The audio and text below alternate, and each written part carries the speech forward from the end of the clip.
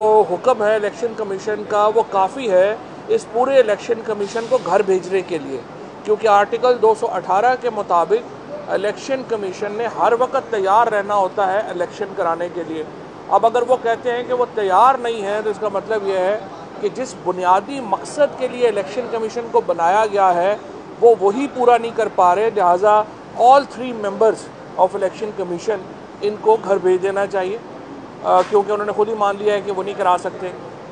लेकिन जो बुनियादी सदा है हमारी वो यही है कि बग़ैर नई मरदमशुमारी के हल्का बंदियाँ नहीं हो सकती, और मुझे पूरी उम्मीद है कि सुप्रीम कोर्ट इस अहम मामले को देखेगी और ये जो नई हल्का बंदियों की एक कोशिश की गई है जिसमें सरीहन बदनीति शामिल है इलेक्शन कमिश्नर की, ये इस्तदा जो है ये मंजूर की जाएगी और इसको सेट असाइड किया जाएगा। नई हल्का बंदियाँ पाकिस्तान में इस वक्त मुमकिन ही नहीं है। पाकिस्तान में फ़ौरी नए इंतखाबात की ज़रूरत है। फ़ौरी नए इंतखाबात की ज़रूरत इसलिए है कि आज सुबह आप देखिए ये जो इस वक्त पाकिस्तान में एक ऐसा ताश के पत्ते के ऐसे जोकर हम पे मुसल्लत हो गए हैं। मैं ये कह रहा था कि ताश की इस गड्डी में सारे ही जोकर हैं।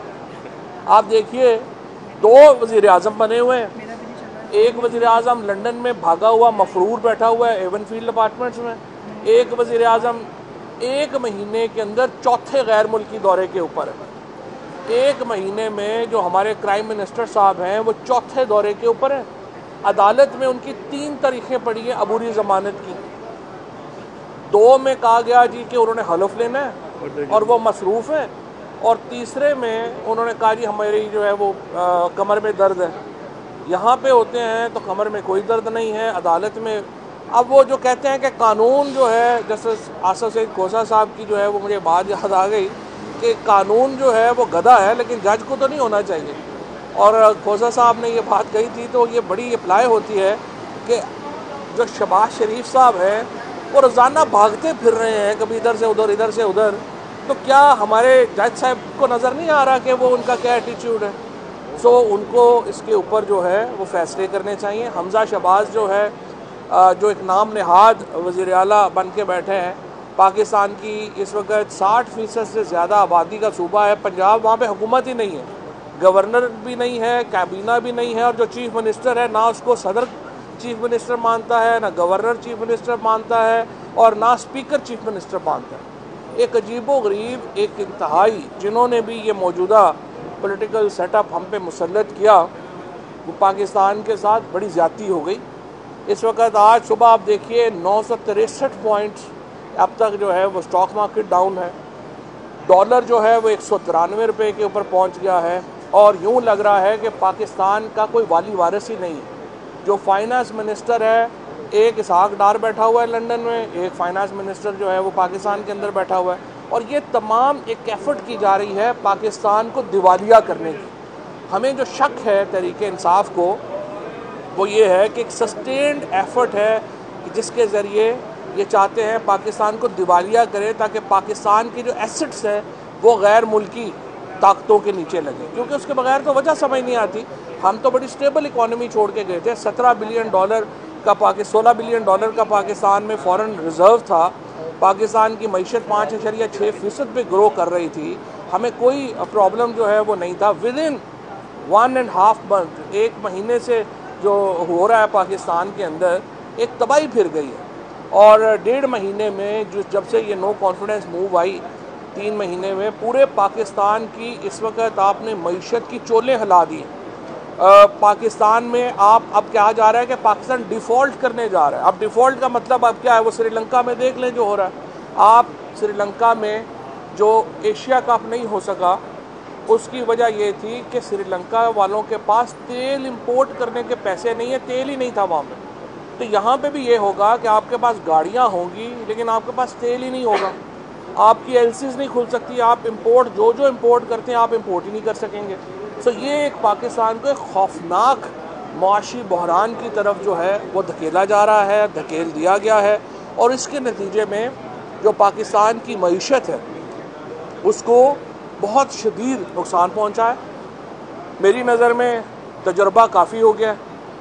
जैसे एक ही तजर्बा कहते हैं, न्यूटन ने कहा था कि एक ही तजर्बा बार बार करना जो है वो स्टुपिडिटी है। अब इस बेवकूफ़ाना जो अहमकाना जो तजर्बा पाकिस्तान में किया गया है उससे बाहर निकलने की ज़रूरत है। शहबाज शरीफ को उनकी काबीना समेत घर भेजने की ज़रूरत है। और ये फ़ैसले देखिए, इन्होंने घर जाना है, फ़ैसला सिर्फ ये करना है कि ज़्यादा नुकसान करके जाना है या ये अभी हमारी जान छोड़ देंगे। अगले कहा जा रहा है 72 घंटे अहम है। मैं ये कहता हूँ 72 घंटे बहुत ज़्यादा हैं पाकिस्तान की मईशत के लिए। आप 48 घंटों में इस हुकूमत को घर जाना चाहिए और नए इंतखाबात का ऐलान होना चाहिए। और ये कोई हमें टेक्नोक्रेट गवर्नमेंट वगैरह नहीं चाहिए, ना हमें 90 दिन से एक दिन भी आगे की हुकूमत हमें मंजूर नहीं है। 90 दिन के अंदर इलेक्शंस होना पाकिस्तान में अज हद ज़रूरी है। ये हमारा कॉन्स्टिट्यूशनल मैंडेट है। आइन से तजावुज़ कतई तौर पे नहीं किया जा सकता। चाहे वो कोई भी इदारा हो, इलेक्शन कमीशन हो या कोई भी हो, उसे ये बात जहन में रखनी चाहिए कि आइन को सबटाज करने की इजाज़त हम नहीं देंगे। 90 दिन के अंदर पाकिस्तान में इलेक्शन होना है। एक आपकी जो गवर्नमेंट है वो तश्कील दी जाए जिसके ऊपर कंसेंसस हो। आप इलेक्शन आज अनाउंस करें, अगला जो फ्रेमवर्क है वो हम बैठ के आपसे तय कर लेंगे।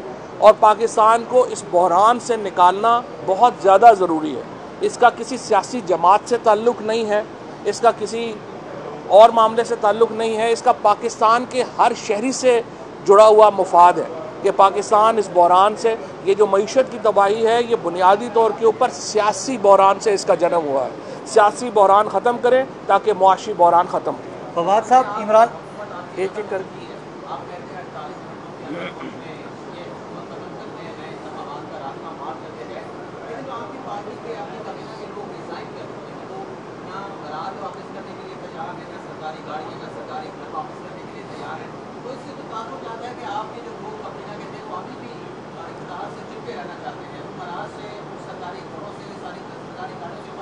नहीं, बुनियादी तौर पे बात यह है कि इन डाकुओं के हवाले नहीं करना चाह रहे होंगे ना, क्या फ़ायदा है। और वैसे भी जो 48 घंटे की गवर्नमेंट है उसको दे के क्या करना है। जी फवाद साहब, इमरान खान साहब ने कहा था कि मुझे इक़्तिदार से हटाया गया तो मैं ज़्यादा ख़तरनाक हो जाऊँगा। तो अब बज़ाहिर लगता है कि इमरान खान ख़तरनाक हो चुके हैं, तो फटे हुए पेज को जोड़ने के लिए कोई मुज़ाकरात का दौर शुरू हुआ है कि नहीं हुआ? देखिए, बड़ा आप बाबर भी बड़ा जो है ना सियाना हो गया है। बात यह है कि बड़ा मुश्किल सा सवाल किया आपने, लेकिन बहरहाल मेरा ये ख्याल है कि जो भी पेज हो या सफ़े हो या किताब हो उसको रफूगरी की ज़रूरत है, नई जल्द की ज़रूरत है। और जितनी जल्दी ये किताब जुड़ जाए उतना अच्छा है। और ये पाकिस्तान के अवाम के लिए अहम है।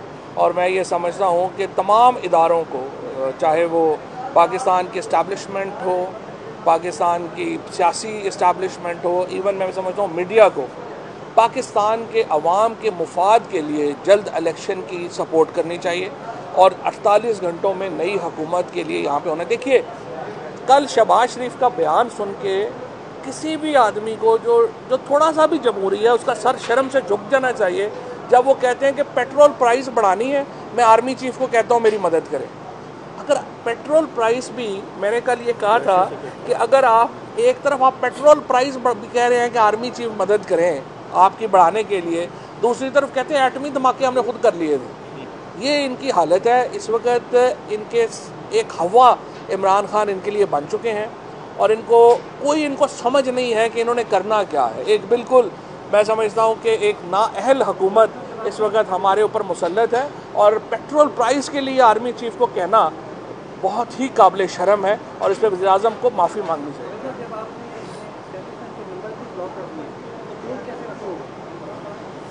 पहले इलेक्शन का ऐलान करें, नंबर भी खुल जाएंगे, नंबर खोलने में कितना टाइम।